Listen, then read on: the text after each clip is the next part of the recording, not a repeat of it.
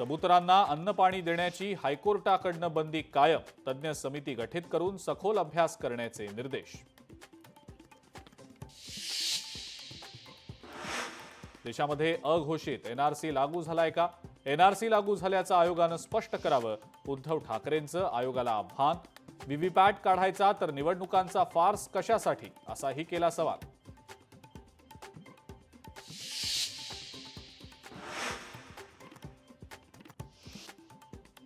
युतीसाठी इंडिया आघाडीबाबत कोणत्याही अटी शर्ती नाहीत. आम्ही दोघे बंधू युतीचा निर्णय घेण्यासाठी समर्थ.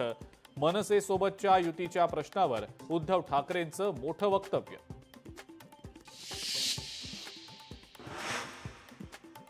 कितीही टार्गेट केलं तरी ओबीसींच्या हक्कासाठी लढतच राहणार. ओबीसींना निधी कधीही कमी पडू देणार नाही, मुख्यमंत्री देवेंद्र फडणवीस यांचं आश्वासन. निवडणूक आयोगाची भाजपसोबत हात मिळवणी, बनावट पद्धतीनं मतदान झाल्याचे पुरावे. पत्रकार परिषद घेत राहुल गांधींचा मोठा दावा.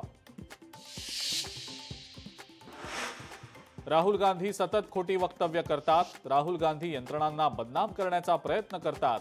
मुख्यमंत्री देवेंद्र फडणवीसांचा राहुल गांधींवर हल्लाबोल.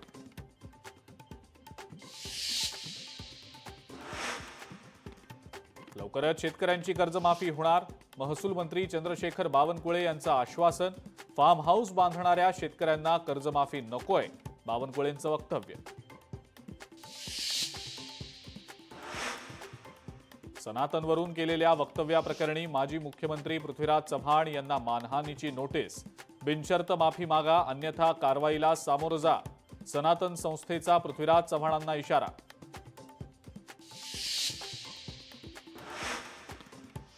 धाराशिवनंतर आता परभणीतही शरद पवारांच्या राष्ट्रवादीला मोठा धक्का. माजी आमदार बाबाजानी दुर्राणी काँग्रेसच्या गोटात. हर्षवर्धन सपकाळ यांच्या उपस्थितीत केला प्रवेश.